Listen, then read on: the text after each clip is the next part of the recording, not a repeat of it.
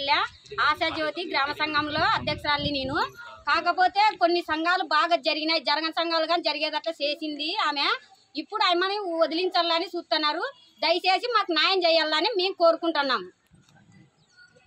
వెంకంపల్లి, నేను సర్పంచ్ని. మా పద్మావతికి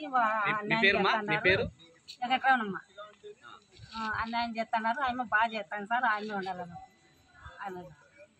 నాది వెంకటంపల్లి, నా పేరు వచ్చేసి రామాంజనమ్మ. మాది సన్న సంఘం లీడర్లు అంతా కలిసి పెద్ద సంఘాన్ని పెట్టుకున్నాం. కాబట్టి మాకు పెద్ద సంఘం, చిన్న సంఘం లీడర్లు పెద్ద పెట్టుకున్నాం. కాబట్టి పెద్ద గ్రామ సంఘం లీడర్ మేము తీర్మానం చేస్తేనే గ్రామ సంఘం తీర్మానం కాల. కాబట్టి మేము చెప్పుకోకుండా కానీ వాళ్ళు తీర్మానం చేసినారు సార్.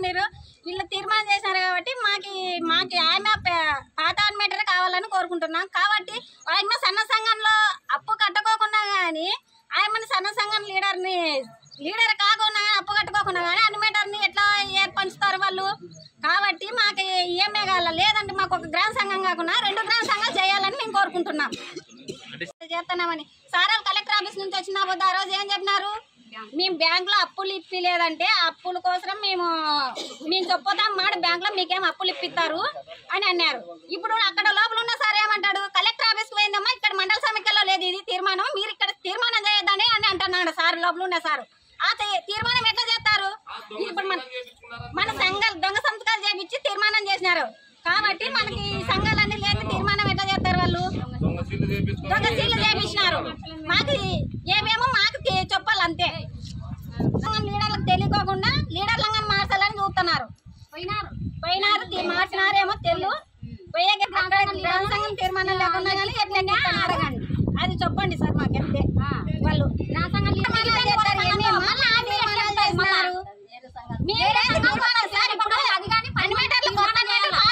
ఉండి ఇద్దరిని కలిపే మీరు తీర్మానం చేయాలి.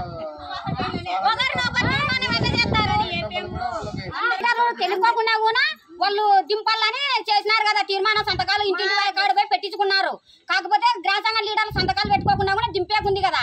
మేము అప్పుడు కట్టుకోకుండా కూడా వాళ్ళే కట్టేదట్లా కానీ చెయ్యాల సార్ వాళ్ళు. మీరు లీడర్లని మమ్మల్ని తెలుసుకోకుండా ఎట్లా దింపుతున్నారో. మా అప్పులు కానీ మాకు 2 లక్షలు ఇచ్చినారు.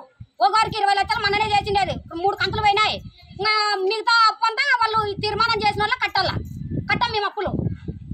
మాకు తెలుకోకుండా తీర్మానం చేసినారు కాబట్టి తీర్మానాలు చేసేటట్లుంటే ఇద్దరిని కలిపి తీర్మానం చేయాలి. ఒకరికొకరు తీర్మానం ఎట్లా చేస్తారు? మేము ఏపేమో మీదకి మేము పోలేదని మాకు ఇది చేస్తున్నారు. గుణశేఖర్ సార్ ఇంతకుముందు ఉండే సీసీ తీర్మానం చేసినాడు, వచ్చేసి మా ఊరికి వచ్చి తీర్మానం చేసినాడు. జయరామ్ సార్ గుణశేఖర్ సారు తీర్మానం తొలగించేసినారు. కాబట్టి ఈమెకేమో చెప్పేసినారు. ఆ రోజు మా ఊర్లో వచ్చి గ్రామ సంఘం చేసినారు. ఈమెకేమో చెప్పేసినారు, లేదమ్మా అయిపోయిందిలే పోయినాము తీర్మానం ఆమెకే చెప్పినాంలే అన్నారు. ఇక్కడ వచ్చేసి వాళ్ళు వచ్చి బెదిరిస్తే కాబట్టి వాళ్ళకి తీర్మానం చేసినారు. వాళ్ళు వచ్చి బెదిరించినప్పుడు వాళ్ళని తీర్మానం చేసేది మేము బెదిరిస్తాం, మళ్ళీ మాకు తీర్మానం చేయమన్నా సార్. అంతేగాని మాకు ఒకరిని చేస్తే బాగుండదు సార్. ఇట్లా ఏపీఎం సార్ మాకు కావాలా, వాళ్ళకి తీర్మానం చేస్తాడు. మేము రాలేదని మాకు తీర్మానం చేయాలి. మాకు అన్యాయం చేసినాడు సార్. మాకు అందుకు కాబట్టి మాకు న్యాయం కావాలని మేము కోరుకుంటున్నాం. పద్మావతి, నేను వెంకటంపల్లి గ్రామంలో ఆశాజ్యోతి గ్రామీణ సంఘంలో వివోఏగా పనిచేస్తున్నాను. నేను గత కొన్ని సంవత్సరాల నుంచి పనిచేస్తున్నా. నాకు చాలా అన్యాయం జరిగింది. కొన్ని పడిపోయిన సంఘాలు కానీ నిలబెట్టి కానీ చేసిన. ఈరోజు వచ్చేసి ఏపీఎం తీర్మానం లేకోకుండా ఆన్లైన్కి ఎక్కిచ్చేసినాడు. గ్రామ సంఘం లీడర్ల సీళ్లు దొంగ సీళ్లు కానీ చేయించి తీర్మానం లేకోకుండా ఆన్లైన్కి ఎలా ఎక్కించినాడు.